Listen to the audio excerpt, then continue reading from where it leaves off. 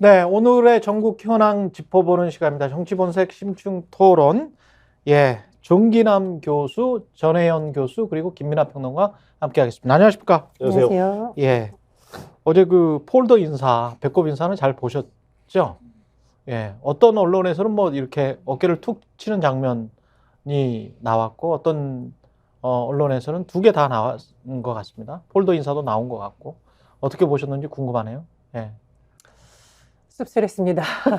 어떤 상징성이 있을까요, 이게? 충성 맹세를 다시 한 거죠. 충성 맹세를 다시 한 거다? 제가 네. 당분간은 대통령실 심기를 거스르지 않겠습니다라는 건데 음. 저기 사전에 조율된 일정은 아닌 것으로 지금 언론 보도를 통해서 나오거든요. 한동훈 위원장이 가서 기다렸다고 합니다. 그래서 만남이 성사됐다는 보도가 나오고 있는 건데 일부 언론의 표현처럼 납작 엎드린 거죠. 살려주세요라고 했습니다. 그런데 사실 그동안 국민의힘이 많은 국민들로부터 질타를 받은 게 여기 여당 맞아? 이런 거였거든요. 너무 대통령실 눈치 보면서 민심을 제대로 못 따낸다는 것이 핵심 포인트였고 예. 결국은 강서구청장 선거 지고 비대위까지 오게 된 핵심 요인도 거기에 있습니다. 한동훈 비대위원장도 결국은 그것을 못 벗어났다고 보고요.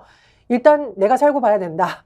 집권 여당 비대위원장으로서의 체면이라던가 책임감이라던가 국민의 시선은 중요하지 않다라는 생각을 한 것 같아서 굉장히 씁쓸했고 제 주변의 분들은 조폭영화 보는 것 같다라는 말씀들을 정말 많이 하셔서 네. 참 보는 저도 답답하고 좀 말 그대로 씁쓸했습니다. 근데 사전에 조율된 게 아니다라고 하는 거는 이제 언론의 보도인 것 같고, 정 교수님이 그렇게 말씀하셨는데, 제가 이렇게 그 기자들에게 물어보니까, 한동훈 장관 같은 경우는 12시 한 40여 분쯤에 왔고, 대통령은 그보다 한 40분 좀 늦게 왔거든요.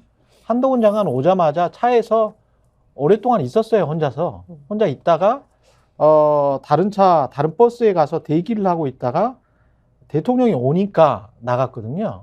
그러면 충분히 사전이 조율된 거죠. 저는 제가 보기에는 조율됐다고 봅니다. 그러니까 뭐 예. 일부 언론 보도를 통해서도 예, 확인됐습니다만 한 4, 50분을 기다렸어요. 기다린 예. 거고요. 그 전에 이미 한동훈 위원장이 그 서천 뭐 화재 서천시장, 예. 서천시장 화재 현장에 방문한다는 얘기를 현장 방문한다는 얘기를 듣고 아침 회의에서 회의 도중에 윤석열 대통령이 그 보고를 받았다는 거 아니겠습니까? 예. 아니겠습니까? 예. 그래서 내려가겠다는 결정을 한 거죠. 예. 그리고 이관섭 실장을 통해서 사전 조율을 지시한 겁니다. 예. 그래서 이관섭 실장이 뭐 엊그저께 만나서는 뭐 사퇴 문제 가지고 얼굴을 붉혔는지 모르지만 예. 대통령의 비서실장으로서 연락을 취하고 그 대통령이 내려가기로 했다. 동행한다.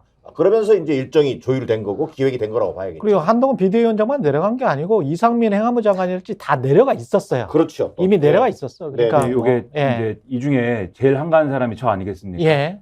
왜냐면은 다들 예. 바쁘신데 이제 저는 예. 일이 없어갖고 갑자기 집에서 예. 이제 신문을 계속 보고 있는데 예. 신문에 이제 그 상황을 이제 정리한 내용을 제가 좀 말씀드리면 예. 일정이 어떻게 조율 내지는 뭐 이렇게 뭐 된 거냐면 예. 이런 거예요.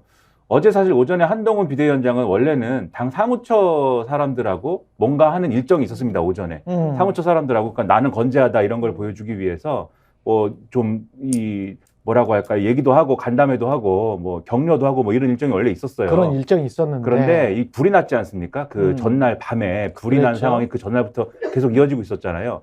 대통령이 밤에 이제 이 상황을 보고 여기는 내려가야 됐다라고 대통령은 밤에 결정을 했습니다. 그 전날 밤에 결정을 했고 그 전날에도 계속 이 화재에 대해서는 빨리 진압을 하고 그 다음에 이 복구에도 최선을 다해라는 메시지가 나온 상황에서 내가 내려가겠다라는 걸 결정을 했기 때문에 그래서 장관도 내려가고 뭐 대통령실이 거기에 대해서 내려갈 준비를 한 거거든요. 국민의힘의 상당수 의원들도 많이 내려갔습니다. 그래서 이제 거기에 대해서 즉 먼저 내려가는 걸 결정한 거는 대통령실입니다. 그런데 한동훈 비대위원장이 원래 일정은 사무처에서 일정 소화하는 게 오전까지도 그랬는데 이 일정을 오전에 바꾼 거예요. 그럼 나도 내려가겠습니다.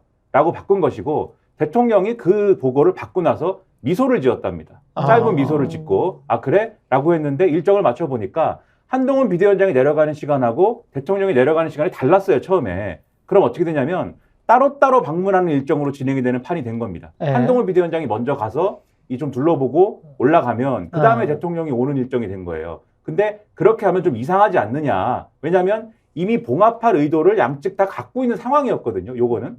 이 봉합을 해야 되는데 따로따로 가면은 이건 봉합이 안 되는 그림이어서 요거는 좀 이상하다라고 해서 대통령실에서 그러면 우리가 좀 일정을 앞당기자. 라고 조율을 했다는 겁니다. 그래서 여기서 만나자라는 조율을 했고 한동훈 비대위원장, 왜냐하면 대통령이 미소를 지었기 때문에 예. 한동훈 비대위원장이 온다고 하니까 이거는 굽히는 거니까 그럼 네. 우리도 거기에 따라서 뭔가를 이제 연출을 해야 된다라는 어떤 이심전심이 있는 거죠. 또 조율을 한 끝에 그 조율을 했지만 완벽하게는 안 되는 거 아니겠습니까? 그 결과 한동훈 비대위원장이 먼저 내려가서 기다리고 있고 그 다음에 대통령이 어느 정도 뭐랄까요 호응을 한 결과 와가지고 만나는 그림이 만들어진 거고 그 다음에 저렇게 폴더 인사하고 어깨 뚝 치고 상인들은 2층에서 그 건물 2층에서 한 200명 정도가 모여 있었다며요. 그렇죠. 예. 대통령이 이제나 저제나 온다고 하던데 왜 안 올까? 이제나 저제나 하는 그 와중에 1층에 상인 회장만 만나보고 그렇죠. 갔다. 대통령은 1층에 있는 상인들만 예. 좀 뭐 얼마 안 되는 시간 동안 잠시 얘기 듣고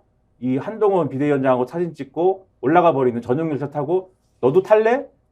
너도 타자라고 해서 한동훈 비대위원장이 자리가 있나요? 해서 둘이 타고 뭐 두 분만 탄 건 아니지만 너도 타? 그 자리에 있는 많은 사람들이 같이 열차를 타고 올라갔다는 이런 미담만 남기고 상인들은 분노에 차는 그런 예. 그림이 이런 경로로 만들어졌다는 게 보도의 내용입니다. 행간에서 이제 다 이렇게 짚어 주셨는데 이게 뭐 그 대통령이 그 듣다가 그런 생각도 들었어요. 대통령이 살짝 미소를 지었다라는 거를 누가 보고 어떤 대통령실의 참모가 이제 보고 그걸 또 전했을 거 아니에요. 그렇죠. 기자에게 전하고 그 전한 거를 그러면 한동훈은 그 멀리에서 예? 당사에서 여의도 당사에서 이게 볼 수는 없잖아. 대통령이 미소 지은 거를 누군가가 또 알려줬겠지. 기자에게 알려준 것처럼. 예? 뭐 이런저런 것들이 안에서는 진행되고 있는데 그러면은 저는 이게 한동훈 비대위원장이 가장 크게 남는 의문은 대체 뭘 했길래 대통령이 화를 내고 섭섭해했지? 이게 좀 궁금해요. 그러니까 지금 보수 신문들이나 신문들 보면 한동훈 비대위원장이 뭔가 큰 일을 한 것 같아. 뭔가 큰 대역죄를 지은 것 같은 그런 느낌이 들거든요. 근데 한동훈 위원장이 딱히 어떤 김건희 여사와 관련해서 뭐 그렇게 심한 말을 뭐 이런 것도 안 한 것 같고 어떤 행동을 뭐 어떤 말을 해서 대통령과 갈등을 겪었다라고 이렇게 우리가 알고 있는 거예요? 아니, 어떤 말을 한 거예요? 사실 그런 면에서만 네. 본다면 내가 한동훈 위원장을 지금 뭐 변호하겠다는 뜻이 아니라 예, 좀 억울한 면이 있는 거예요. 왜 그러냐면 예. 아니 국민적 염려를 얘기했어요. 그 정도 국민적 이야기했잖아요. 눈높이를 얘기했단 말이에요. 그 네. 이상에서 한 발자국 나간 적이 없어요. 명품백은 예. 몰카 공작이고 정치 공작이고 자 김건희 특검법은 총선용 악법입니다. 자, 여기 이 그 기본 원칙을 지키면서 자 현장에서 이제 비대위원장으로 다양한 후보들도 만나고 지역을 순회하잖아요. 네. 그러면 나오는 민심이라는 게 있는 거거든요. 그 그렇지. 민심을 듣고 난 결과 또 김경률 비대위원이 또 하는 얘기도 들어보고 하는 과정에서 아니 국민적 염려와 국민적 눈높이 정도만 얘기한 거예요. 아니 그 이상의 다른 그런 말도 못 하나? 그러니까 이제 그런데 이제 이게 예. 사단이 난 거잖아요. 사달이 난 거잖아요. 그건 굉장히 온화한 말이었죠. 아, 그 정도면 그럼요. 그 정도면 온화한 아직 말이지. 김건희 리스크를 뭐 해결해야 네. 한다 이런 얘기도 아니잖아요. 그렇지. 뭐 특검해야 되겠습니다. 이런 말도 해야 안 한다 이런 얘기도 아니고 예. 그런 상황에서 본다면 한동훈 위원장은 뜬금없는 얘기인 거예요. 자 그런데 그럼 문제의 본질이 뭐냐?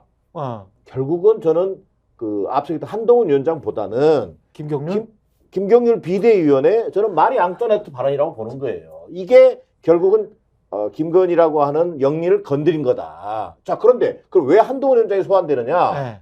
자 김경률 비대위원은 한동훈의 사람으로 알려져 있단 말이에요. 두 번째, 그 다음에 최소한 비대위원장이 김경률 비대위원이 그런 발언을 할 때 네.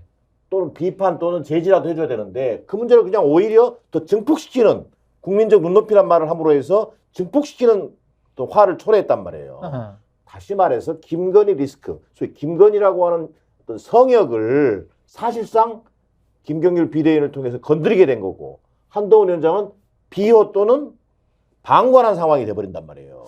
이 문제를 대통령이 참을 수 없는 것이고 그냥 묵과할 수 없다라고 하는 것이 대통령 기류가 그대로 한동훈 위원장 끝까지 이렇게 갈 거냐라고 하는 사퇴욕으로 비화될 수밖에 없는 사건이었던 거죠. 저는 그게 좀 이해가 안 되는 게 그거 왜 참을 수가 없죠? 아니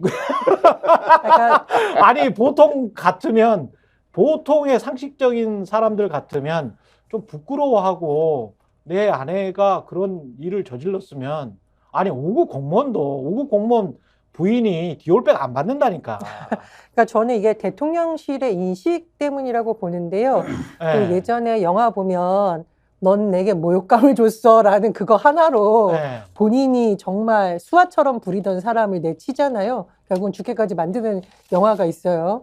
그럴 만한 일을 한 거 아닌가? 그러니까 제가 보기에 대통령실은 한동훈 네. 비대위원장에 대해서 가지고 있는 인식이 네.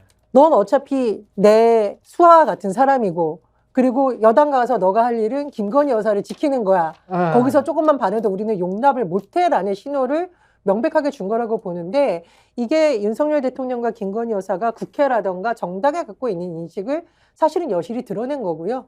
일부 언론에서 뭐 한동훈의 홀로서기 차별하라고 하는데 그렇게 하지도 않았어요. 뭘 홀로서 하지도 않았어요. 홀로서기는? 그래서 저 언론도 저는 너무 또 한동훈 띄우기가 아닌가 싶은데 과거에 김무성 대표 같은 경우는 이제 개헌을 얘기했다가 박근혜 정부하고 쨍했는데 그렇죠. 뭐 그 정도 큰 담론을 가져오구나. 예. 유승민 원내체 대표처럼 보수가 건드리기 어려운 뭐 비정규직 문제, 법인세 문제 이런 정책을 가지고 소위 맞짱을 떠가지고 주목을 받은 것도 아니고 아니 중부담 중복지처럼 아주 굵직한 그렇죠. 어떤 아젠다를 저는 그래서 내놓는다든지. 일부 언론에서 너무 예. 한동훈 비대위원장이 뭐 정말 맞서가지고 직원을 한 것처럼 띄우는 것도 아니 좀 근데 말이 안 된다고. 뭘 한 게 맞섰는데 없어요. 한 게 없어요. 뭘 맞섰는지 잘 모르겠다는 거예요 저는. 그 세계관이 예. 윤석열 대통령의 세계관이 저는 대통령실도 아닙니다. 윤석열 대통령의 세계관이 적과 아군으로 나눠져 있기 때문에 벌어지는 일이에요. 뭐냐면 한동훈 비대위원장 지금 쭉 말씀해 주신 대로 한동훈 비대위원장 본인이 얘기한 건 하나도 없어요. 본인이 뭐라고 얘기했냐면 국민의 눈높이에 따라서 판단할 일이다. 김건희 여사 문제에 대해서 요거 하나 얘기한 다음에 그래서 뭘 할 거냐에 대해서는 특별감찰관 문제하고 제2부속실 설치하는 문제에 대해서 전향적으로 열심히 해보겠다. 이렇게 얘기한 것밖에 그건 없는데 사실은 야권에서 보면 꼬리 자르기란 말이에요.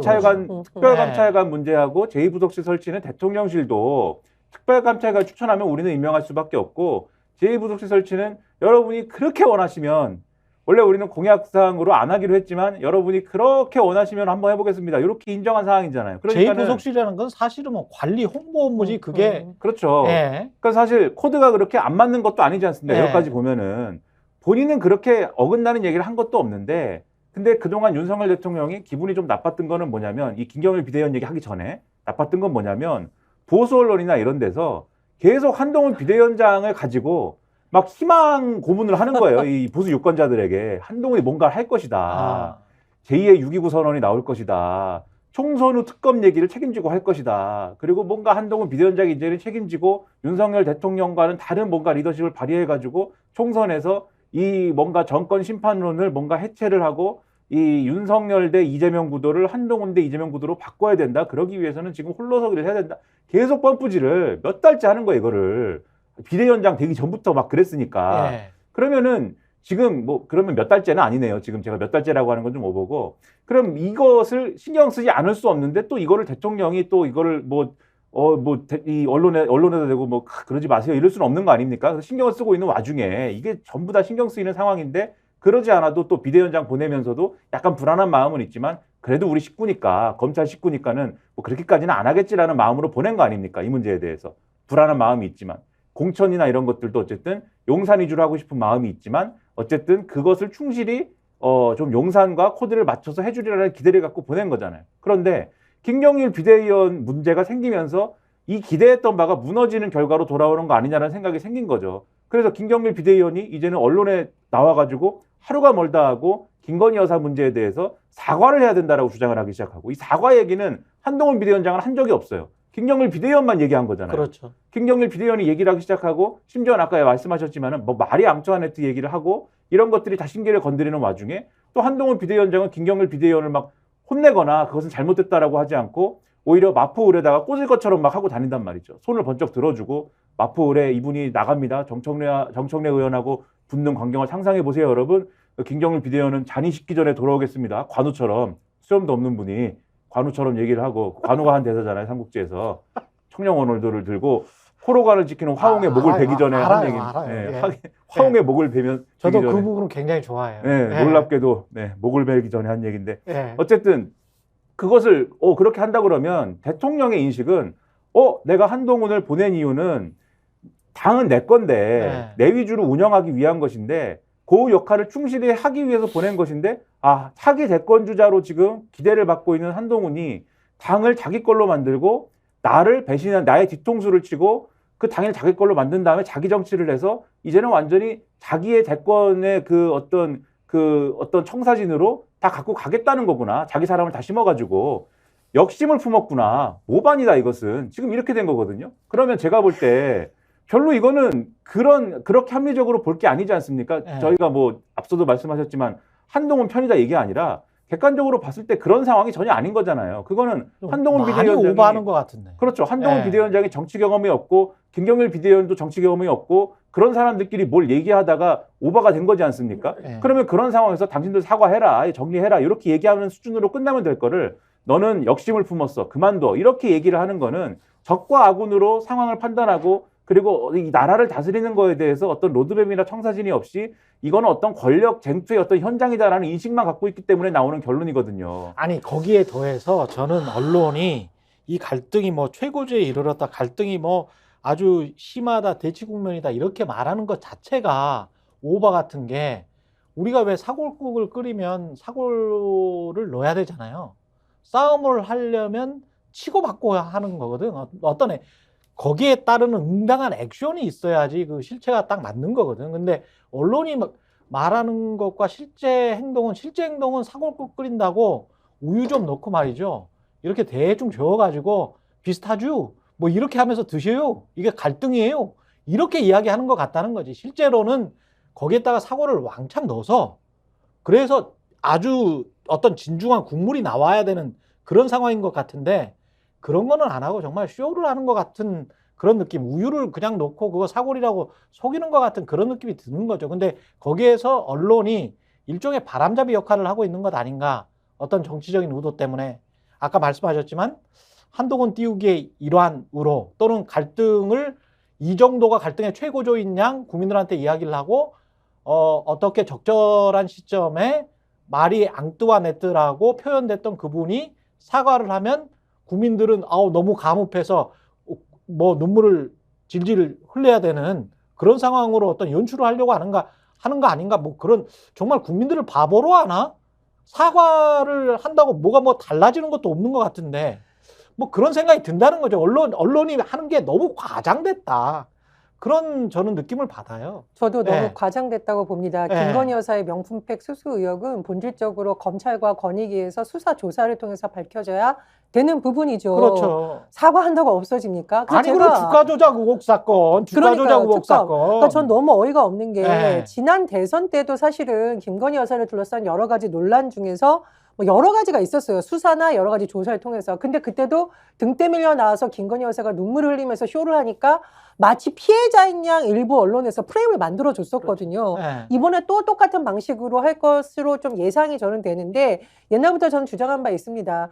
법적으로 문제가 되는 부분은 수사 조사에서 처벌을 받아야 되는 거지 갑자기 눈물 흘리면서 사과하는 쇼를 한다고 해결되는 문제가 아니에요. 아니 학력 경력 위조 같은 경우도 지금 그 과거에 이른바 조국 사태와 똑같은 잣대를 한번 대서 그것과 관련해서 뭐 압수수색하고 수사하고 그러면 이것도 큰 사건이 될 수가 있죠. 아니 그러니까요. 지금 네. 이제 언론에서 너무 프레임을 그렇게 짜는 것 같고 제가 어제 이제 언론 보도를 보니까 어떤 언론에서는 김건희 여사가 사과를 하지 않을 것이라는 메시지를 뭐 주변에게 보냈다라고 했는데 오후부터 TV조선을 중심으로 김건희 여사가 당에서 요구하면 사과할 수도 있을 것이다라는 내용이 담긴 보도가 나왔어요. 그러니까 사과를 할 거를 먼저 제안했다. 그런데 이제 당에서 하지 말라 그랬다. 뭐 그런 식으로 이제 김건희를 감싸는 그런 TV조선의 보도였습니다. 보니까. 네, 근데 저는 너무 어이가 네. 없는 게 이게 누가 간절히 요구하고 건의해야 할 수 있는 이게 건의 사항입니까?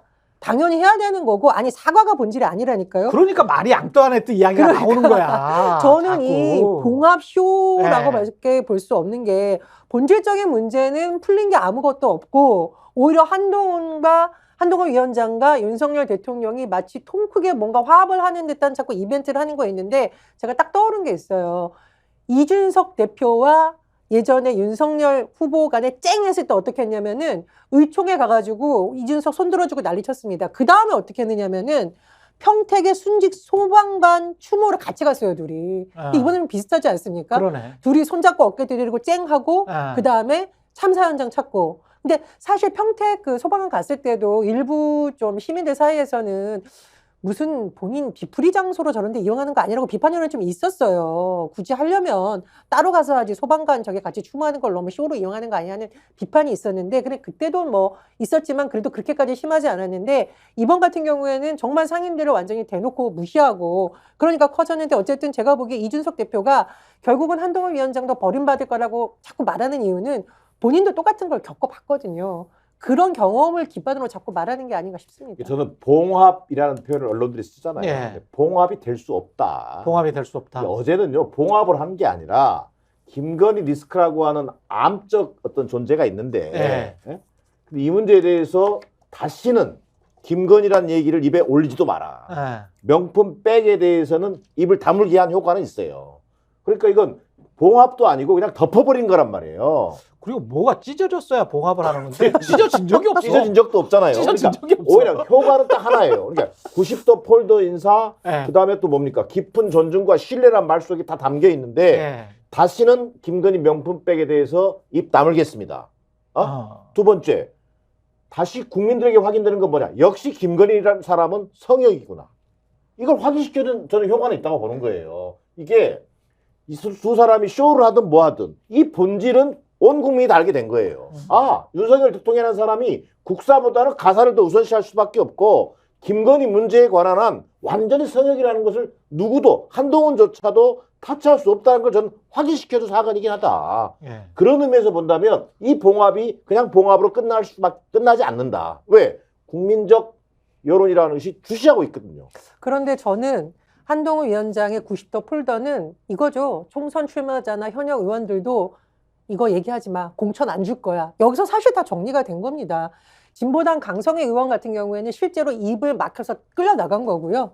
대통령실의 저런 모습과 한동훈 위원장의 90도 폴더 인사는 사실상 용산에서 공천에 막강한 영향을 미칠 거고 한동훈 위원장은 거기에 굴복하겠다는 신호로 읽을 수밖에 없어요. 그래서 앞으로 총선 출마할 사람들은 김건희 여사의 김자도 꺼내지 말고 특검법 관련해서도 일사대오로 뭉쳐서 호위해라라는 신호를 읽지 저걸 어떤 총선 출마자가 앞으로 김건희 여사 관련해가지고 제대로 된 발언을 할 수 있겠나 싶습니다. 네, 이 문제 이제 요런 이제 제가 이제 뭐 평론가 입장에서 조금 이제 말씀하신 내용들을 토대로 정리를 해보면 예. 사실은 이제 일요일 밤 내지는 뭐 월요일 오전 아침까지는 제가 볼 때는 실제 싸움이었다고 봅니다. 그러니까 윤석열 대통령은 한동훈 비대위원장을 정치적으로 죽이려고 했다. 그건 맞아요. 제가 볼 때는. 즉 평론가 입장에서 평가를 할 때는 거기까지는 어느 정도 그랬는데 왜냐면은 이게 제가 뭐 여러 가지로 평가할 때 그런 의도가 아니고서는 싸움이 이렇게 진행되지 않는다라는 생각이 굉장히 강하게 들고 굉장히 지저분한 싸움이었거든요. 그때까지는. 온갖 수단을 다 동원할 것처럼 움직였습니다. 윤석열 대통령과 대통령실이. 그때까지는 그랬는데 이게 근데 싸움이 진짜로 작전이 실제로 이제 실효적으로 실행이 되려면 이게 당내에서도 힘을 받고 움직이는 어떤 그런 움직임들이 돼야 되는데 앞서도 말씀드렸듯이 한동훈이 역심을 품고 당이 내 건데 나한테 뺏어간다 이걸로 움직이지 않거든요. 그리고 예를 들어서 이전에 이준석 대표나 김기현 대표 때의 어떤 상황을 돌이켜보면 그때는 국민의힘의 차원에서 그러니까 국민의 차원이 아니라 국민의힘이라는 어떤 집단의 차원에서 그때 찍어낼 때는 자기들끼리의 최소한의 명분이 있었어요. 맞아. 이준석 대표는 뭔가 뭐 비위가 있는 거 아니냐 예. 이런 얘기로 뭔가 밀어붙일 수가 있었고 그다음에 김기현 대표는 강서구청장 재보궐선거 패배했는데 책임도 그렇지. 안 지고 그렇지. 그리고 뭐 인류한 예. 혁신이가 혁신하자는데 뭐 그것도 뭐 수용이 안 되고 등등등의 예. 이 당내 여론이 안 좋은 게 있었잖아요. 예. 그런 것들이 있어서 찍어내자고 할 때 작동할 수 있는 구조가 최소한의 구조가 있었는데 최소한의 명분이 있었다. 그렇죠. 예. 근데 이제 한동훈 비대위원장은 지금 국민은 뭐 별로 지지하지 않을지 몰라도 국민의힘 내에 있는 사람들과 또 보수적 유권자층은 아 그래도 한동훈 비대위원장이 있어서 다행이다 이런 분위기가 있거든요. 윤석열 대통령만 갖고는 선거를 못 치르겠는데 한동훈 비대위원장이 있어서 그래도 다행이다 이런 분위기인데 지금 말씀드린 잘 합리적으로 이해되지 않는 이유를 가지고 찍어내자고 하니 예. 안 먹히는 겁니다. 이 얘기가. 예. 그래서 제가 볼 때는 다 달려들어서 말린 거예요. 대통령을. 말린 것이고 이것은 봉합해야 되고 정리해야 됩니다. 예. 이게 이유가 뭐든 간에 그래서 아마도 그 얘기가 정리가 되는 과정이 있었을 거라고 추측을 하고 그리고 아마 이게 한동훈 비대위원장이 검사 출신이 아니었으면 이렇게 정리가 안 됐을 거라고 봐요. 결과적으로 이것은 한동훈 비대위원장이 검사 출신이고 두 사람 간에 무슨 나름대로의 그 나름대로 뭐 그게 어떤 의미인지는 모르겠습니다만은 나름대로의 과거 뭐 한 20년간 서로 활극을 펼쳐온 뭐 그런 뭐 관계가 예. 있는 거 아니겠습니까? 예. 그러니까는 그런 관계가 있기 때문에 윤석열 대통령 입장에서는 미워도 다시 한번. 뭐 그렇다기보다 예. 한번 봐준 거예요. 제가 볼 때는 아. 한번 봐줬다라는 느낌, 예. 제 느낌을 설명드리는 겁니다. 예. 한번 봐준다라는 느낌으로 이번에 넘어간 거거든요. 그런데 이 결과로 나타나는 게 뭘 거냐면은 지금 제가 이 두 사람 간의 관계와 국민의힘 내부의 이 구조를 말씀드린 건데 이 결과로 나타나는 게 그럼 뭐가 되는 거냐면 국민의힘 입장에서 그리고 보수언론 입장에서 이 총선을 돌파하려면 지금 뭘 해야 되느냐에 대해서 계속 강조한 게 뭐냐면 김건희 여사 문제를 해결해야 된다를 강조한 거잖아요. 근데 이 결과로 보면은 결과적으로 이것을 이런 방식으로 봉합을 했기 때문에 더 이상 김건희 여사 문제는 얘기를 안 하게 된 겁니다. 국민의힘에서. 자, 알겠습니다. 근데 이 문제를 하나만 더 말씀드리면 예. 왜 이 얘기를 말씀드리냐면 예. 김건희 여사 문제를 공적으로 유일하게 앞장서서 얘기한 사람이 김경일 비대위원이잖아요. 예. 토요일자 조선일보 인터뷰, 그러니까 조선일보도 일부러 김경일 비대위원을 토요일에 인터뷰를 합니다. 또 그렇죠. 아주 윤석열 대통령 입장에서 보면 불충한 신문이죠, 아주. 근데 인터뷰를 해서 거기서 뭐라고 그랬냐면 당분간 김건희 여사 얘기 내가 안 하려고 한다라고 얘기를 해요. 그러니까 여기서부터 수위를 낮추기 시작한 것이고 한동훈 비대위원장도 어제 보면 대통령에 대해서 신뢰와 존중의 어떤 마음을 갖고 있다고 기차에서 내려서 얘기를 하잖아요. 이 얘기는 이제 안 하기로 한 거죠. 그러면 총선 돌파를 김건희 여사 문제를 정리하는 걸로 돌파하기는 대단히 어려워진 것이기 때문에 이 봉합의 결과가 뭐 예를 들면은 한동훈의 무슨 뭐 승리라든가 무슨 뭐 이것으로 인해서 정권 심판론이 뭐 예를 들면은 정권 심판론을 돌파하게 된 것이냐라는 문제에 있어서는 그런 평가가 가능한 거냐? 저는 전혀 아니다 이거는. 아니 그러니까 한동훈 말대로 선민 후사라며. 그러니까 선당 후사도 아니고 선민 후사라며. 본인이 그런 이야기를 했잖아요. 그 취임 일성으로 비대위원장 되면서 취임 일성으로 자기는 선당 후사할 생각 없다. 선당 후사가 아니고 선민 후사라며. 그러면 거기에서 민이 김건희 한 사람일 리는 없잖아요. 그러니까 이 그렇죠. 용어로 예. 윤석열 대통령의 예를 들면 20년 후배 예. 또 부하로서 충직한 부하로서 활동해 왔잖아요. 네. 자, 그러면 선민 후사를 얘기했는데 그럼 윤석열 대통령의 섭섭함을 달래주고 예. 김건희 여사 또는 뭐 대통령 배우자에 대해서 일체 언급하지 않겠다라고 얘기하는 게 어떻게 선민 후사가 될 수 있어요? 그래, 아니 이거 너무 답답해. 그리고 대통령이 왜 이렇게 속이 좁은 줄 모르겠어. 원래 그런 사람이에요. 그냥 무조건 배제. 너 마음에 안 들어. 너 마음에 안 들어. 물론 다 명분이 좀 있어. 그리고 그런 식으로 그 명분을 좀 과장해서 부풀리는 언론들이 있어. 하지만 역으로 보자면요. 다른 대통령들 같았으면 언론이 이런 말도 했을 거예요. 대통령이면 좀 품어야 된다. 포용해야 된다. 같은 편인데도 이 정도면 다른 편도 못 품는다는 이야기인데 그러면 어떻게 대통령이냐. 그런 이야기가 무조건 나오거든. 아니 어떻게 이렇게 속 좁은 대통령이 있습니까? 저는 윤석열 대통령 정말 변신의 기재인데 예. 지금까지의 과정을 보면 늘 이랬습니다. 선거를 앞두고 마치 반대편을 끌어안는 듯 하다가 끝나면 조금 격한 표현으로 버립니다. 대표적인 것이 이준석 대표였어요. 이준석 대표 그때 윤석열 후보하고 갈등이 일어나니까 지지율 떨어지고 하니까 그때 기억나세요? 같은 티셔츠 입고 달고나 만들어 먹고 뭐 지방까지 찾아가고 의원총회에서 손들어주고 하다가 선거 끝나니까 어떻게 됐습니까? 그리고 또 있어요. 안철수. 마찬가지잖아요. 후보 단일화를 그렇지. 마치 뭐 본인이 통 크게 가서 만나서 된 것처럼 온갖 포장을 했는데 막상 당대표 선거 나오려고 하니까 배제시켜 버린 거거든요. 진짜 모욕 주는 식으로 물러나게 했습니다. 그리고 이번이 저는 한동훈 비대위원장이라고 보는데 한동훈 비대위원장도 저는 아껴서가 아니라 일단 쓰자. 나중에 버리면 된다라는 판단을 한 게 아닌가 싶습니다. 왜냐하면 한동훈 비대위원장 세 가지가 없습니다. 첫 번째로 아직까지는 당내 세력이 없거든요.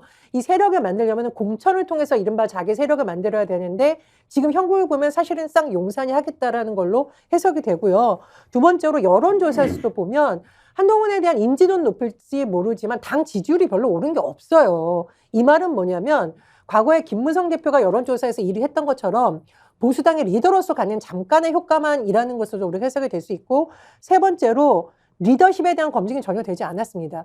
과거에 김무성 대표나 유승민 원내대표만 해도 온갖 선거를 뛰었고 그렇죠. 예. 전당대회와 의원들의 선거를 통해서 투표가 됐기 때문에 어느 정도 정치인으로서의 자질을 인정받았다고 봐야 돼요. 그러나 한동훈 비대위원장 같은 경우에는 윤석열 대통령이 그냥 시켜줘서 법무부 장관 되고 사실상 비대위원장도 용산에서 밀어준 걸 볼 수 없고 이 세 가지가 없는 상태에서 윤석열 대통령 오히려 마음이 가벼운 거죠. 일단 총선 때까지만 총선을 어떻게 봉합하는 형태로 쓰고 버린다라고 생각을 하기 때문에 저는 봉합이라기보다는 일단 그런 쪽으로 좀 해석을 합니다. 요 말 이어서 말씀드리면 제가 봐줬다라고 표현을 하는 게 어떤 의미냐면 봐줄 수 있는 이유도 바로 이 이유 때문입니다. 왜냐하면은 지금 이준석이라든가 안철수라든가 이런 사람들은 계속 정치권에서 뭘 해야 되는 사람들이잖아요. 그러니까 거기에는 뭔가를 줄 수 없는 거예요. 윤석열 대통령이 나눠줄 수 없는 거예요. 윤석열 대통령의 세계관에서는 나눠주지 않는 건데 한동훈 비대위원장은 보낼 때부터 뭐라고 했냐면 언론 보도된 거에 의하면 다운표 처리돼갖고 그것도 왜 다운표냐 이게 있는데 어쨌든 다운표 처리돼서 보도된 걸 보면은 비대위원장이라는 자리는 임시관리직이기 때문에 가서 엄한 거 하지 말고 총선 관리만 열심히 해라 뭐 이렇게 얘기하고 보냈다는 거. 그다음에 가서 어쨌든 그 역할을 하고 나면은 다시 내각으로 돌아와서 경험을 쌓도록 해라 이렇게 얘기했다는 거 아닙니까? 요 얘기를 뭐 액면 그대로 이렇게 얘기했지만 다시 해석을 하면 당에 남아있지 말란 얘기거든요. 당에서 네 세력 만들지 말라는 얘기예요. 당에서 네가 할 일을 만들지 말고 총선 관리만 하고 나와라라는 얘기입니다. 애초부터 그렇게 얘기를 했다는 거는 그런 역할만 기대하고 있다는 거죠. 지금 말씀하신 대로. 그렇기 때문에 그리고 한동훈 비대위원장도 지금 출마를 안 하지 않습니까? 출마를 안 한다라는 거는 비대위원장 임기는 물론 총선 이후에도 이어집니다라고 주장을 했지만 그 이어진다는 의미는 총선 지나고 나면 전당대회 할 거지 않습니까? 그렇죠. 한 8월에 한다고 그러죠. 전당대회에 한동훈 비대위원장이 나갈까요? 저는 못 나간다고 봐요. 나갈 수 없는 거예요. 스스로 이거는. 치면 원타임 릴리프. 그렇죠.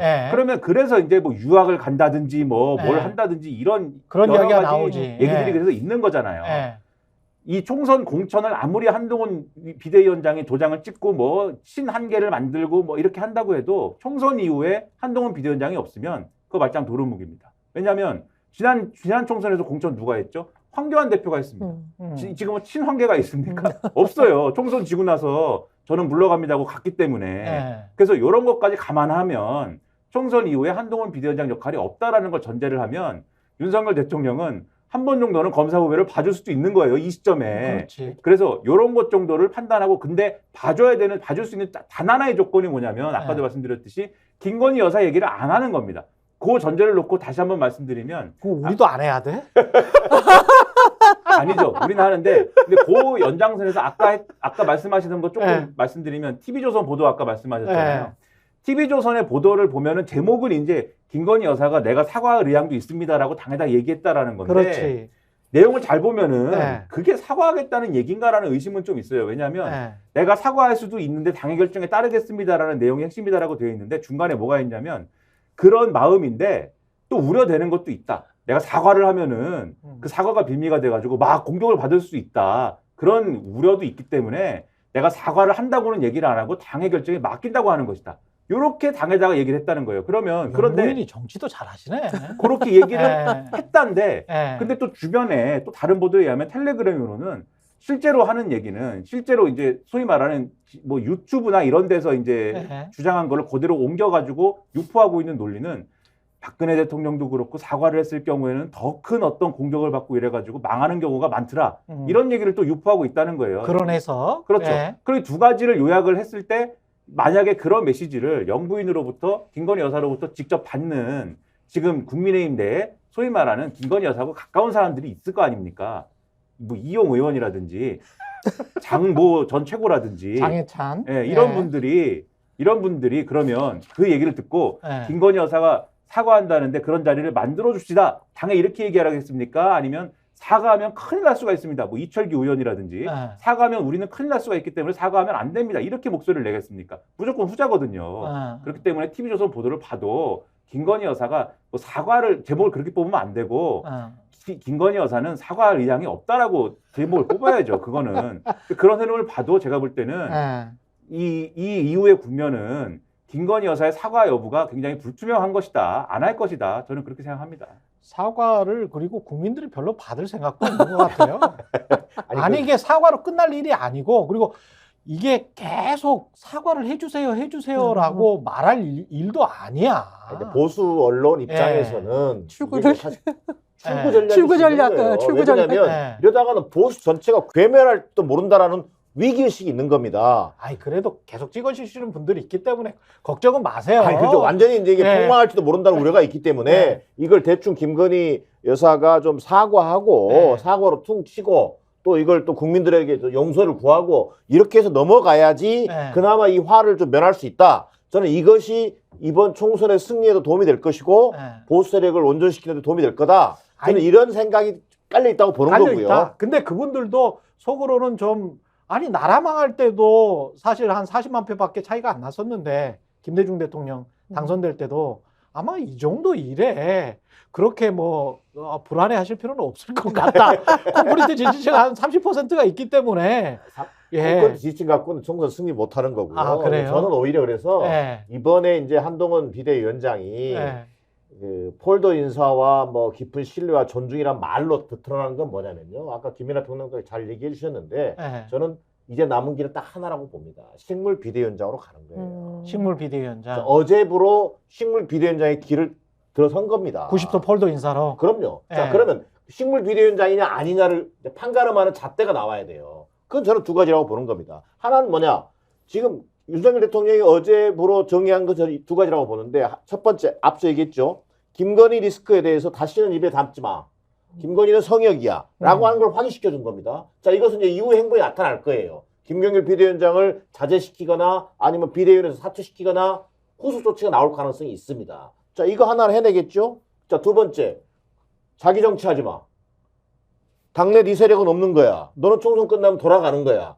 총선 승리만 위해서 전념을 다해줘. 자, 근데 이 자기 정치라고 하는 것은 차기 대선 후보 막 1위 다툰다고 하지. 또 느닷없이 사천 논란 이런 걸 제기하는 것도 다 그런 거란 말이에요. 그것에 가장 준거틀이 되는 것은 공천에 걸려 있을 거랍니다. 공천 과정에서 소위 이른바 영액관들을 부담 없이 너는 이쪽에서 시킨 대로 잘 관철해주면 돼. 관리를 잘하면 돼. 이런 난 두 가지 과제가 있을 거라는 거예요. 여기서 한동훈 위원장이 잘 알겠습니다. 아무 문제 없이 처리하겠습니다. 매끄럽게 정리하겠습니다. 이러면 식물 비대위원장이 되는 거예요. 한동훈 정치는 그걸로 끝이 나는 거예요.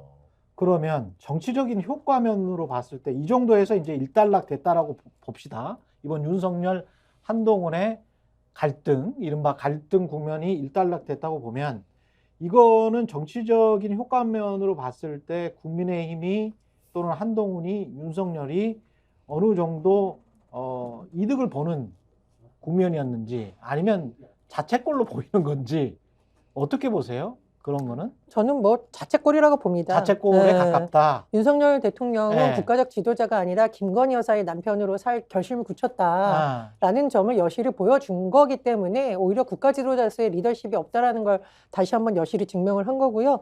한동훈 비대위원장은 집권 여당의 비상대책위원장이 아니라 그냥 윤석열 대통령 내외, 특히 김건희 여사의 충실한 집사로서를 못 벗어난다라고 보는 겁니다.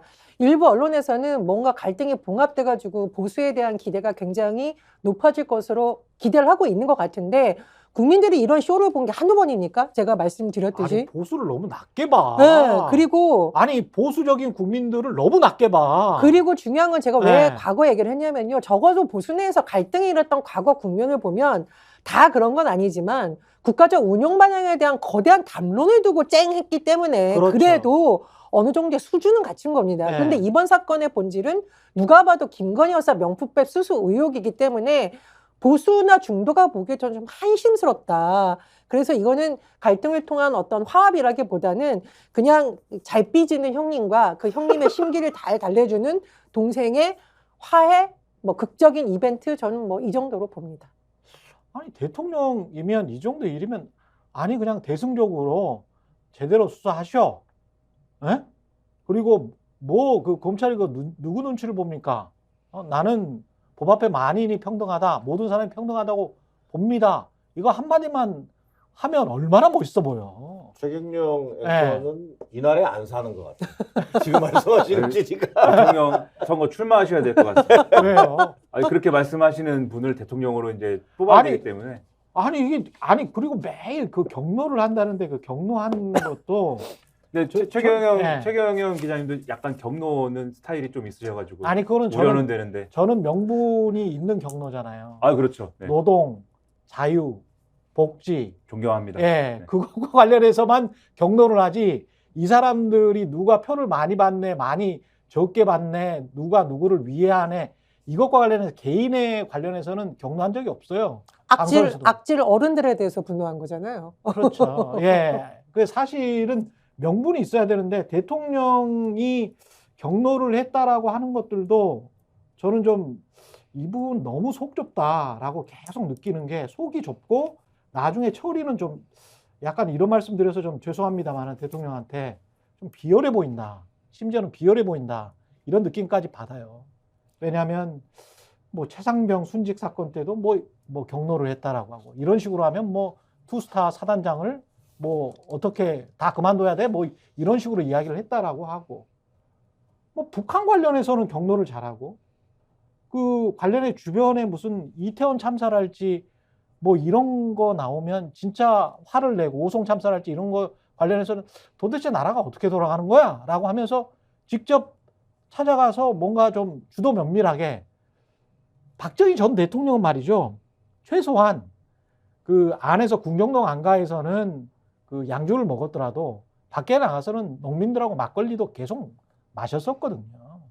아니 본인의 예.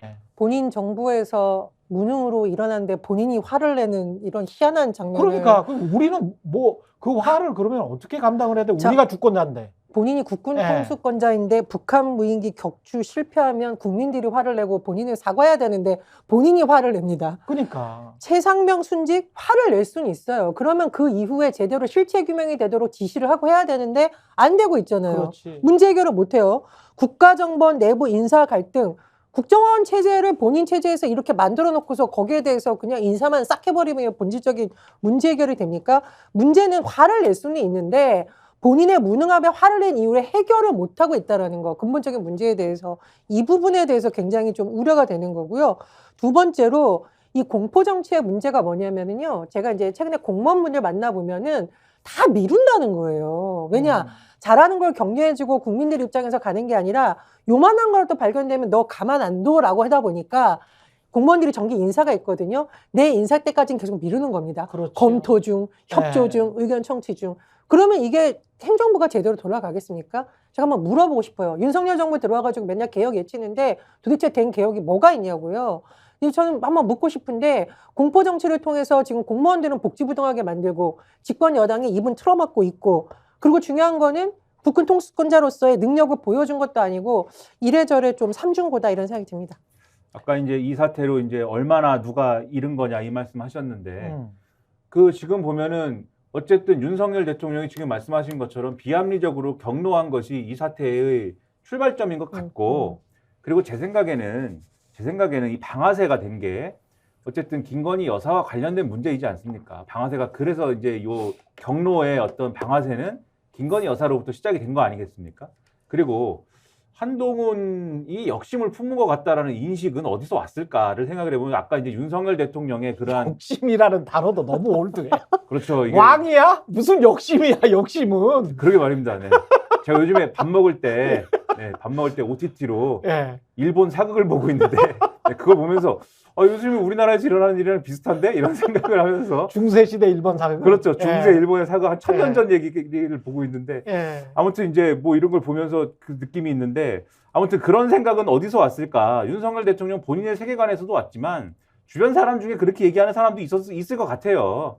그리고 아마도 그 사람도 분명히 이제 그 마리 앙투아네트 발언이라든가 이런 거에 대해서 굉장히 화가 나는 분이겠죠. 그분이 아마 비슷한 얘기를 했기 때문에 윤석열 대통령도 확신을 갖고 지금 이렇게 밀어붙인 게 아닌가라는 생각이 드는데 어쨌든 이런 모습을 국민들이 봤기 때문에 이러한 일이 발생한 것 자체가 국민의힘의 어떤 앞으로의 선거 대응이라든가 이런 거에 대해서는 일단 마이너스죠. 마이너스인데 윤석열 대통령하고 한동훈 비대위원장이 예를 들면은 이런 식으로 어쨌든 만약에 이제 뭐 봉합이라고 해야 될지 뭐가 될지 어쨌든 수습을 한 거지 않습니까? 일단 1차적으로는 수습을 했는데 수습이 안 되고 결국은 한동훈 비대위원장이 날아가는 그림으로 갔으면은 지금 마이너스 한 10점 되는데 이게 한 마이너스 50점 됐을 거예요. 왜냐하면 보수 지지층이 분열했을 거기 때문에. 예. 근데 지금 수습을 한 건 일단은 마이너스 10점에서 오늘까지 막은 건데 근데 이제 이 다음에 추가 실점의 가능성이 있습니다. 그게 뭐냐면 첫 번째로 김경률 비대위원 어떻게 되느냐 이 처음 문제예요. 왜냐하면 과거에 이제 궁중 사극을 보면은 이런 경우에 역심을 품었던 2인자는 용서를 해주는데 예. 그런데 이 2인자의 역심을 품게 한 다른 사람이 2배로 책임지는 경우가 있습니다. 그렇죠. 그래서 김경일 비대위원은 사퇴해야 된다든지 불출마를 해야 된다든지 이런 얘기를 지금 또 하고 있는 거잖아요. 일부 친윤계에서. 사실은 대통령실이 애초에 요구한 것이다라는 보도도 있거든요. 근데 어제 채널A 보도를 보니까 한동훈 비대위원장이 태도를 바꿀 것과 김경률 비대위원이 사퇴할 거 2개를 요구했는데 대통령실에서 대통령실에서 태도를 바꾸라는 거는 계속 폴더 인사를 해야 된다라는 거예요? 그렇죠. 그 전까지는 한동훈 비대위원장이 억울하다잖아요. 억울하다라는 사실은 예. 한동훈 비대위원장이 항상 보면은 예. 때리면은 방어를 해야 되는데 예. 방어를 그냥 하지 않고 반격을 아웃복싱으로 해버리지 않습니까? 예. 야당 상대로 해도 그렇고 예. 대통령실 상대로 해서도 사실 그랬거든요. 언론에다가 나 네. 이관섭 비서실장이 와서 사퇴하라고 합지다를 얘기한 게 한동훈 비대위원장 쪽에서 얘기한 거잖아요. 그리고 이런 식으로 언론 플레이하고 이런 걸 다 이렇게 반격을 한 게 한동훈 비대위원장인데 그런 태도 그리고 계속해서 내 임기는 총선 이후까지다. 나는 뭐 국민의 눈높이다 이런 거 하지 말고 그래서 신뢰와 존중 대통령에 대한 신뢰와 존중 얘기하고 폴더 인사하고 이런 걸로 가야 된다라고 하는 태도 변화와 김경률 어떻게 할 거냐 이 2개를 얘기를 했는데 태도 변화는 수용한 것 같고 한동훈 비대위원장이 폴더 인사로 증명이 네. 됐고 김경률 사퇴는 수용 안 한다라는 얘기 같은데 그런데 여기서 볼 것은 원래는 이용 의원이 김경률 사퇴를 요구하려고 기자회견 잡아놨는데 취소했다는 거잖아요. 그래서 채널A의 보도는 요거는 그렇게 일단 정리가 된 것 같다. 김경률 사퇴는 더 이상 요구하지 않고 일단은 상황 보는 걸로 대통령실도 일단은 우리도 그러면 홀딩 할게요라고 정리한 것 같다라는 취지인데 김경률 비대위원이 근데 앞서도 얘기했지만 가만히 있으면 요 구도가 유지가 될 텐데 모르죠. 또 기자들이 물어볼 거 아닙니까? 그러면 김건희 여사 어떻게 됩니까? 물어보는데 답을 또 할 거잖아요. 요 구도가 유지될 거냐. 만약에 김경률 비대위원이 또 사퇴해야 된다든지 이런 얘기를 하기 시작하면 한동훈 비대위원장이 또 거기에 대해서 한마디를 하기 시작하겠죠. 왜냐하면 두 사람의 관계가 삼성 바이오로직스 수사할 때부터 중요한 관계거든요. 두 사람 관계는 또 그 당시에 그 수사할 때 시민단체라든지 회계사들 도움을 많이 받지 않았습니까? 그때부터 있는 관계이기 때문에 그냥 갈 수는 없는 관계예요. 그래서 요게 만약에 김경률 비대위원의 사퇴나 어떤 불출마로 이어지면 국민들이 볼 때는 아 김건희 여사 얘기하면 또 저쪽은 무조건 잘리는구나 이렇게 받아들여질 겁니다. 그럼 추가 실점 이제 한 20점 되는 거죠. 그리고 결과적으로 또 뭐가 남았냐면 만약에 김건희 여사 사과나 이런 것들이 만약에 이루어진다. 이게 정말 어떤 결심이 있어가지고 상상하기 어려운 구도지만 만약에 이루어진다라고 했을 때 그 다음에 나오는 산이 뭐냐면 야당이 사과를 하고 뭐 정리하시는 것 같군요. 아마 반성을 하시나 봅니다. 이제 특검을 재의결하는 얘기를 한번 해볼까 이렇게 나올 거예요. 그러면 그때 한동훈 비대위원장이 우리는 그러면 김건희 여사 문제 정리하기로 했으니까 특검은 그러면 의결합시다 이럴까요? 아니거든요. 이거는 부결해야 된다고 또 악법이라고 얘기하고 막 이럴 거 아닙니까? 말짱 도루묵 되는 거죠. 사과든 뭐든 간에. 앞서도 말씀하셨지만 사과가 문제가 아니잖아요. 그렇죠. 결국 그래서 수사를 합니까? 이거에 대한 질문에 답을 해야 되잖아요. 답을 못 할 거거든요. 그래서 여기에 또 마이너스 20점 해가지고 이게 잃을 일만 남아서 결코 이게 정리된 문제가 아니다 이렇게 봐야 된다는 정부 여당에서는 아마도 이렇게라도 수습했다라고 아마 자의할 가능성은 있어요. 그러나 이번 그 윤석열 한동훈 충돌 과정을 통해서 우리가 확인하는 것은 집권 3년도 안 된 현재 권력이 찍어 누른 거예요. 한동훈 위원장을, 정부 여당의 대표를. 자, 그럼에도 불구하고 잃은 건 뭐냐? 앞서 여러분이 얘기했습니다만, 자, 국민들의 깊은 상처를 안겨줬어요.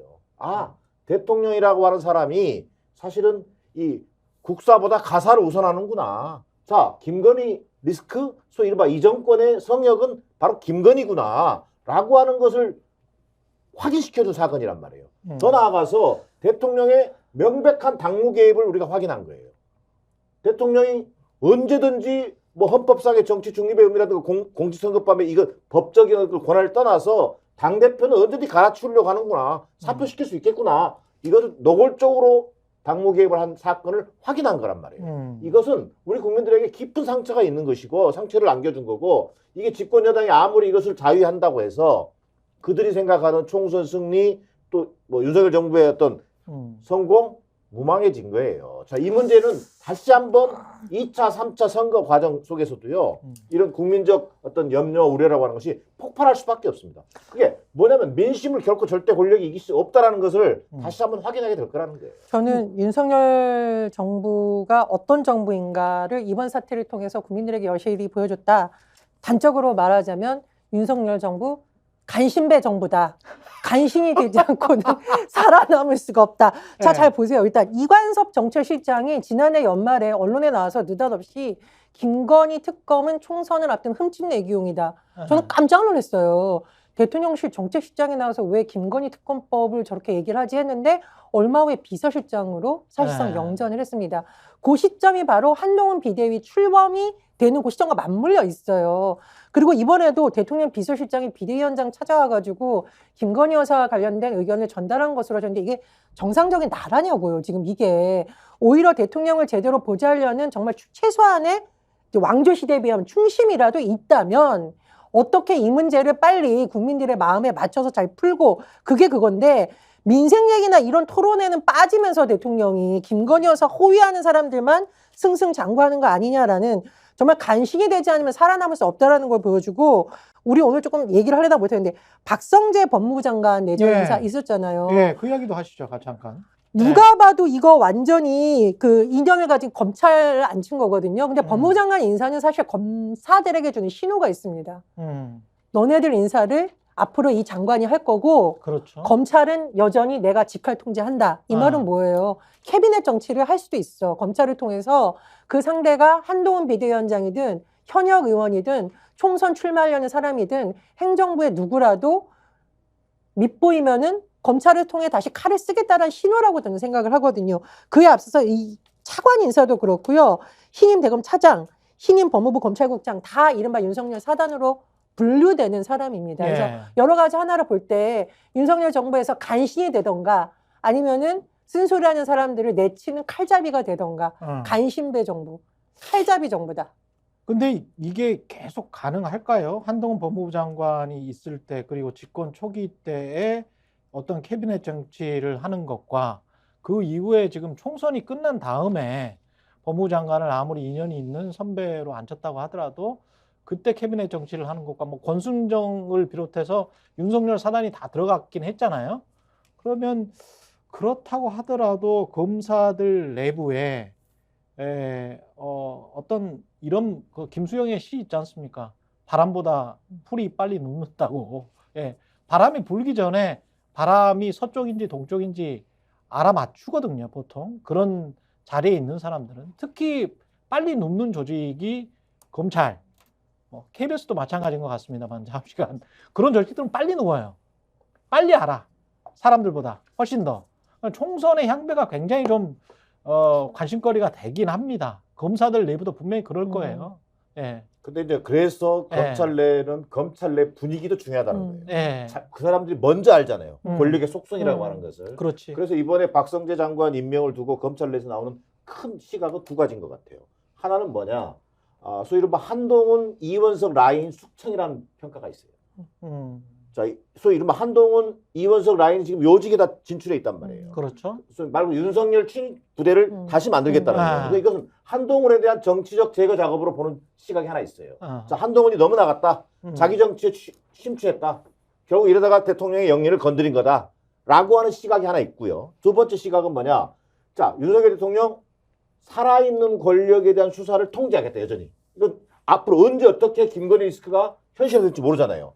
이 부분에 대한 안전판을 소위 본인의 선배이기도 하면서 특수통 검사인 박성재 장관을 임명한 거란 말이에요. 이것은 네. 누구나 다 검찰에서 볼 때는 아니 이번에 차관 임명하고 선거를 치른 다음에 장관 임명하지 않겠어라고 봤는데 이례적으로 지금 임명을 한 거잖아요. 그런 시각이 있다는 거 봐서는 이미 검찰은 친윤 검찰 체제로 다시 바꾸는 작업이 진행되고 있는지도 모른다. 그렇죠. 그런 시각은 밖에서는 우리가 알 수 없는 얘기인데 검찰 내 분위기는 분명히 그런 시각이 있어 보입니다. 평론가 입장에서 이 인사를 보면 재밌는 게 사실 이 한동훈 비대위원장이 역심을 품었다라고 보지 않으면 지금 검찰이 예를 들면은 한동훈 라인이 있고 윤석열 라인이 있다 이렇게 생각하지 않지 않습니까? 한동훈 라인이든 윤석열 라인이든 똑같은 거죠. 사실은 네. 그 역심을 품었다라는 전제가 없으면 네. 역심을 품었다라는 전제가 있으니까 지금 이 얘기가 이렇게 되는 거죠. 그게 이제 재밌는 점인데 저는 이게 뭐 캐비넷 정치도 말씀하셨지만 그런 측면도 있겠으나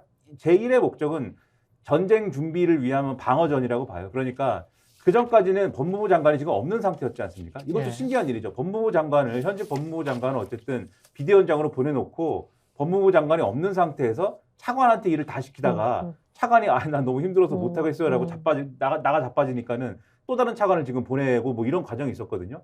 재밌는 거는 그러면 어쨌든 법무부 장관을 먼저 인사를 한 다음에 그 법무부 장관하고 협의해가지고 그 밑에 사람들이 인사를 하는 게 정상적인 과정 아닙니까? 지금 그 밑에 사람들의 인사를 먼저 한 다음에 지금 마지막에 법무부 장관을 지금 보내는 그림으로 된 거거든요. 먼저 윤석열 대통령이 먼저 인사를 한 거예요. 먼저 이 인사 요직에 있는 인사를 먼저 한 다음에 그 다음에 이제 법무부 장관을 보냈다라는 거는 이 법무부 장관 지금 박성재 후보 이 뭡니까 후보자입니까? 네. 이분도 100% 못 믿는 거예요. 그러니까 왜냐면은 바지 사장 같은 느낌? 그렇죠. 이분은 네. 왜냐면은 물론 윤석열 대통령이 어느 정도는 믿을 수 있지만 왜냐면 과거에 이 검사 시절에 집에 초대해서 밥을 많이 해줬대요 이분이. 아 그래요? 네, 밥도 많이 해주고 네. 그 다음에 이제 이분이 기수는 높은데 윤석열 대통령이 구수를 해가지고 나이가 나이가 많지 않습니까? 그러면은 어쨌든 근데 이 검찰은 기수 문화기 때문에 윤석열 대통령 입장에서는 이분이 선배잖아요. 그렇죠. 근데 이분이 나이를 기준으로 판단을 해가지고 윤석열 대통령한테 선배라고 불렀대요. 그러니까 그런 것들을 볼 때 믿을 수 있는 사람이긴 하겠지만 또 뻣뻣한 관계지 않습니까? 어쨌든 그렇죠. 100% 믿을 수 있는 사람은 아니지만 네. 뭐 적임자가 없어서인지 마지막에 어쨌든 이분을 꽂았는데 그럼에도 불구하고 이렇게 할 수밖에 없는 거는 결국은 만약에 한동훈 비대위원장이 직전까지 법무부 장관이었기 때문에 검찰 입장에서는 법무부 장관이 없는 상태에서는 한동훈 비대위원장이 이런저런 루트로 뭔가에 대해서 생각을 하거나 요구를 했을 때 그게 수용될 수도 있는 거예요. 근데 지금 윤석열 대통령이 의심하는 바 김건희 여사 문제를 선거 때문에 지금 여당이 뭔가를 할 수도 있는 거지 않습니까? 지금 김건희 여사가 건이 검찰에 가 있는 것들이 있잖아요. 만약에 한동훈 비대위원장이 역심을 품어가지고 검찰에다가 직통으로 다이렉트로 어떤 사건에 대해서 예를 들면 도이치모터스 문제라든지 또는 뭐 어떤 부분에서 이제 명품백 의혹도 어쨌든 간에 지금 가 있는 게 있죠. 고발을 해가지고 그런 것들에 대해서 지금 상황에서 대통령실에 불리한 방식으로 만약에 이거를 푸는 과정이 진행될 경우에 터치를 못하면 안 되지 않습니까? 그래서 이것에 대한 방어벽을 지금 쌓았다. 싸울 걸 대비해서. 저는 이렇게 판단이 되고 그다음에 이런 비슷한 과정은 아마 국민의힘의 공천 과정에서도 마찬가지로 드러날 거라고 봐요. 이게 제가 볼 때 한동훈 비대위원장이 나는 이번에 한동훈계를 만들겠어라고 하면서 한동훈계를 만들기 위해서 공천을 막 꽂을 수는 없을 거라고 보거든요. 그럴 수는 없는데 뭘 할 수 있냐면 말이 안 통하는 구조가 될 수가 있다고 봅니다. 그러니까 사실 꽂고 싶은 거는 용핵관, 검핵관을 꽂고 싶은 거는 용산이다라는 얘기를 그동안 많이 해온 거잖아요. 꽂고 싶은데 한동훈 비대위원장은 항상 검사들은 뭐가 중요합니까? 우리가 이제 여기 유튜브니까 그런 용어도 쓸 수 있다고 보는데 가오가 중요한 거 아닙니까? 그렇지. 폼이 네. 중요한 거 아닙니까? 그렇죠. 멋있어야 되는데 네. 용산에 시켜갖고 꽂는 건 멋있지가 않지 않습니까? 그래서 지금 공천 룰이 일단 경선을 하는 걸로 갑시다. 경선 과정에 예를 들면 정성 평가를 해가지고 다 자르는 그 가능성은 있지만 어쨌든 그리고 수도권은 2대8로 하고 이런 것도 있고 여러 가지 장치가 있긴 하지만 경선을 붙이는 방향으로 가겠다라는 걸 기본적으로 정해놓은 거 아닙니까? 이것과 관련돼갖고 지금 약간 마찰이 있다 이런 것도 일부 보도는 있거든요. 그런데 이것에 대해서 지금 마찰이 있는 거잖아요. 한동훈 비대위원장이 이 부분과 관련돼서 잘 말을 안 듣는다라고 하는. 그래서 한동훈 비대위원장과 관련돼서 당에서는 공천과 관련된 갈등이 추가로 남아있는 거고 검찰에서는 김건희 여사 관련된 수사가 어디로 튈 것이냐라고 하는 요 문제가 추가로 남아있는 거고 요 전선이 남아있기 때문에 그래서 법무부 인사가 이렇게 되는 거죠. 당과 근데 검찰을 같은 맥락으로 보기는 힘들 것 같아요. 왜냐하면 검찰은 기본적으로 검사들은 공무원이거든요. 그리고 각자가 권한을 가지고 있어요. 법적으로. 그리고 검사들이 아무리 어떤 장악됐다라고 할지라도 검사들이 범죄적 행각을 저지르기는 쉽지 않다. 그래서 뭔가 사건을 불법 편법적으로 덮어라 라는 거에 무조건 그걸 따를 것이다. 그런 것도 쉽지 않고 그냥 안 하려고 하거나 비껴가거나 아니면은 도망치거나. 근데 지금은 예. 제가 끊어서 죄송한데 왜냐면 다음 주부터 여기 안 낄 것 같아서. 왜? 아닌가? 네. 예. 아무튼 이게 예. 그 수사를 지금 상황은 윤석열 대통령의 우려는 수사를 안 하는 게 걱정이 아니라 안 하는 건 좋은 것이고 수사를 실제로 하거나 기소를 하는 게 걱정인 거죠. 지금 상황은. 수사를 하거나 기소를 하는 것. 김건희 여사 관련된 어떤 건들에 대해서.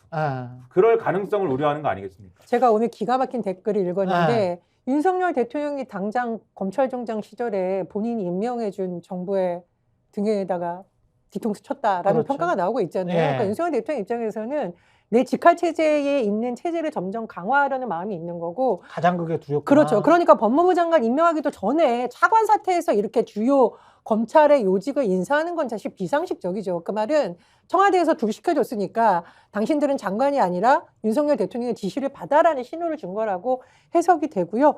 그리고 아까 말씀해 주셨듯이 지금 검찰 수사 관련된 언론 뉴스를 보면 김건희 여사나 뭐 이렇게 예민한 사안에 대해서는 청와대 입장에서 예민한 사안에 대해서 그냥 뭉개는 거예요. 왜냐 불기소했거나 이럴 때 나중에 문제 드러나면 처벌받잖아요. 뭉갭니다. 그리고 뭉개면 이슈가 잘 되지가 않아요. 일단 수사 시작하면 피의사실 공표를 하든 뭐든 그렇죠. 흘러나오니까 일단 네. 하고 대신 쓰는 방법이 이른바 야권 인사들에 대한 수사를 다시 한다거나 뭔가 이런 방식을 쓰고 있는 거죠. 그래서 검찰이 어떻게 바뀌냐는 저는 이제 총선이 굉장히 중요하다고 생각을 하고요. 총선 때 만약에 이제 야당이 압승이 되고 윤석열 정부의 힘이 빠지면 검찰이 또 어떻게 돌변할지는 지켜봐야 되는 대목이라고 다시 정리하면 이런 생각합니다. 거죠. 예. 김건희 주가 조작 사건 관련해서 지금 무혐의 처리 못 하고 있잖아요. 네. 그냥 들고 있단 말이에요. 그렇죠. 그다음에 두 번째 명품백 사건도 마찬가지로 네. 수수 의혹도 일단은 수사 배당이 돼 있어요. 그렇지. 수사를 안 하고 있을 음. 뿐이지. 이런 검찰발 리스크가 이게 뭔가 있죠. 현실화될 수 있는 것을 최소화시키겠다는 거잖아요. 리스크를 최소한 해지하겠다. 근데 어떤 검사나 어떤 검사장이 이거 무혐의 처리했습니다. 이게 발표를 하는 순간 그 사람이 역사의 기록이 돼 버리는데 그리고 그게 나중에 이제 직권남용이랄지 이런 걸로 역으로 공격을 받을 수가 있는데 누가 이거를 하고 싶어 하겠냐는 거죠. 기소를 하면 어떡할 거냐라는 거죠. 쉽게 기소를 하면 어떻게 할 얘기하면. 거예요? 네. 누르고는 있어야 된다. 기소를 하거나 수사를 하면 어떡할 거냐라는 거죠. 아, 만에 하나. 압수수색을 하면 어떡할 거냐라는 거죠. 자, 한동훈 이원석 라인이 이를테면 총출동해서 정치권에서는 특검을 막고 이쪽에서는 지금 펜딩된 상황으로 그냥 계속 가자. 그렇죠. 그렇게 그냥 정권 그렇죠. 끝날 때까지 가자. 그 다음에는 공소시효나 뭐 이런 것들 때문에 혹시 뭐 흐지부지 될 수도 있다. 뭐 그런 희망을 갖고 있는 건가요? 그래서 이제 네. 관저대책회의 이후에 음. 한동훈 위원장 쪽에서 나왔던 얘기가 뭐 이를테면 한동훈 위원장이 자신감을 보였다는 거 아니겠어요? 자, 이미 벌써 법무부 내와 대통령실 내에 한동훈 이원석 라인을 친다라는 얘기가 도니까 결국은 한동훈 쪽에서 하는 얘기가 나만큼 윤과 김건희를 아는 사람 없다. 절대 못 친다. 나는 간다. 이런 얘기를 했다는 거예요. 이건 뭐 확인은 필요한 얘기입니다만 이건 아니 우리가 충분히 그럴 수 있죠. 충분히 그럴 수 있잖아요. 왜 아. 배신을 해본 놈들이 잘 알거든. 네. 어디서 뒤통수를 맞을지 모르거든. 아니 그리고 이미 정보를 가지고 있잖아. 그렇죠. 그런 네. 면에서 본다면 이게 이번에 법무부 장관 인사 자체를 그냥 예사롭게 볼 수 있는 사안은 아니다. 뭐 이렇게 이제 정리할 수 있겠죠. 마지막으로 조선일보랄지 동아일보, 뭐 중앙일보가 한동훈에 지금 뭔가 힘을 실는 모양새입니까? 제가 아까 모두에는 이제 한동훈이 뭐 한 게 뭐냐 갈등이라고 하는데 갈등을 뭐 이렇게 증폭시키고 제대로 국민을 위해서 말한 거는 또 뭐냐 뭐 이런 이야기를 했습니다만은 조중동이랄지 이런 보수 신문들은 한동훈에게 뭔가 힘을 실어서 마지막 남은 국가대표 상비군 같은 그런 역할을 한동훈에게 짊어지우려고 하는 게 아닌가 뭐 그런 느낌도 받긴 받아요. 그래서 어떻게든 이 사람은 좀 흠집이 안 나도록 보존하려고 하는 것 아닌가. 그래서 뒤에 혹시 대통령 후보로도 이 사람이 될 수도 있고 뭐 그런 생각을 하고 있는 걸까요? 어떤 논조랄지 이런 걸 봤을 때는 어떻게 생각하세요? 일단 네. 윤석열 대통령에 대한 기대는 접었고 접었고 김건희 여사는 빨리 물러나야 된다는 생각이 있는 것 같고 그나마 현재에서 당장 총선을 치러야 되니까 바꾸기에는 너무 시간이 촉박하고 하니까 일단 한동훈 비대위원장을 살려두자라는 판단을 한 것 같습니다. 뭐 썩 마음에 들어서라기보다는 살려두자. 옛날에 이준석 대표 체제에서 국민의힘 내분이었을 때 지지율 막 떨어졌거든요. 네. 그때 이준석 대표와 윤석열 후보 싸울 때도 지지율이 막 흔들렸어요. 그러니까 총선이 얼마 안 남았으니 일단 한동훈 살려두자인 것 같습니다. 처음에는 기대가 엄청나게 컸어요. 처음에는 거의 그 한동훈 비대위원장이 비대위원장 하겠다고 수락한 날 있지 않습니까? 그 동영상을 수락하는 장면 동영상을 조선일보 같은 경우에는 그 사이트 메인에다 띄워놨었습니다. 그 동영상, 그 순간에 동영상을, 그 답변하는 그래요? 동영상을. 그러니까 그 정도의 기대감, 뭔가 한동훈 법무부 장관이 비대위원장을 하면 이 상황에 대해서 뭔가 이제 좀 반전시킬 수 있는 뭔가 수들이 등장할 것이고 여러 가지 일을 할 수 있을 것이다라는 기대가 있었는데 최근의 분위기는 뭐냐면 뭐 여론조사 봐도 그렇고 여러 가지로 좀 증명이 되는 것입니다만 보수가 추가로 뭐 분열하거나 이게 뭐 여러 가지로 이완되거나 하는 것을 막은 건 사실인데 기대한 만큼의 그러한 뭐 어떤 확장성이나 이런 것들은 보여주지 않고 있기 때문에 그 부분에서 실망감을 일부 표시하고 있는 상황이에요. 그러니까 기대가 한 이 정도 올라갔다고 했다면 초기에 이랬다면은 지금 이 정도까지 내려와 있는 상황이거든요. 아마 총선 결과가 안 좋다고 하면 총선 결과가 그다지 안 좋다라고 하면은 지금 수준에서 차기 대권은 뭐 한동훈 비대위원장이야라고 하는 기대가 상당히 줄어든 상태로 보수 언론도 그렇고 보수 유권자층도 그렇고 상당히 줄어든 상태로 아마 그 대안이라는 걸 다시 한번 모색해 봐야 될 거고 그 대안이 뭘까에 대해서 아마 이 정권 후반기에 정계 개편까지 포함해 가지고 다시 한번 모색을 하는 그런 국면이 아마 올 겁니다. 여전히 권력자는 윤석열이고 이분이 고집이 너무 세고 잘못을 인정하지 않는 것 그런 속성을 가지고 있다. 그게 검사 시절부터 지금 대통령 때까지 전혀 바뀌지 않는 것 같다. 그런 게 일반적인 세평인 것 같고 그런 측면에서 강성희 의원이었나요? 진보당의 국정기조를 바꿔야 됩니다. 국민들이 불행해집니다. 이 두 마디가 뭐랄까요? 지금 현재 전국 현안 국민들의 어떤 감정을 그대로 대변한 말이었지 않나 그런 생각이 드네요. 저는 꼭 한 말씀만 드리고 싶은데 자꾸 윤석열 대통령하고 한동훈 비대위원장 민생 하는데 도대체 민생을 위해서 한 게 뭔지 묻고 싶습니다. 윤석열 대통령 민생 토론에 갑자기 뭐 감기로 불참했다고 하는데 그때 서촌시장에서 그렇게 눈발이 날리고 그렇게 추웠는데 또 거기는 가잖아. 거기 그 가가지고 다음 날에. 한동훈 비대위원장 그 어깨 네. 두드릴 시간에 10분의 1만이라도 그 2층에 와 있는 그렇죠. 생계를 잃은 상인들의 눈물을 조금이라도 생각했다면 그렇게 할 수 없는 거고요. 네. 그리고 또 하나 있습니다. 제가 보기에 경제보수, 안보보수의 오피니언 리더 그룹이 보기에는 윤석열 대통령이 안보도 못하고 경제는 사실상 더 엉망이란 말이에요. 지금 물가만 봐도. 근데 한동훈 비대위원장 딱 보니까 지방 가면서 맨날 셀카놀이하고 이런 거에 대한 비판 칼럼이 이제 나오기 시작을 하거든요. 그래서 저 사람이 과연 보수의 어떤 핵심 가치인 안보와 경제를 대변할 만한 능력이 있는가 그 부분에 대한 의구심을 지금 갖는 단계라고 봅니다. 그 전에 김건희 여사가 팬클럽을 통해서 셀카놀이 한 것들 뭐 그렇죠. 유출할 때는 별 말씀 없으셨잖아. 그때는 왜 경로 안 했지? 경로는 적한테 하는 것이지 아군한테 하지 않죠 절대. 이게 진짜 불안한 게 계속 이렇게 고집 피우고 본인의 잘못 인정하지 않고 직진을 하면 낭떠러지밖에 안 보이거든요. 한국 경제도 그렇고 우리나라 정치도 그렇고 낭떠러지밖에 안 보이는데 계속 그냥 아주 억지로 모래주머니를 달고도 그냥 꾸역꾸역 저 길로 가겠다는 것처럼 보여가지고 굉장히 불안하네요. 예. 대통령이 좀 마음을 바꿨으면 좋겠습니다만은 그럴 것 같지는 않고. 네, 지금까지 정기남 교수, 전혜영 교수 그리고 김민아 평론가였고요. 고맙습니다.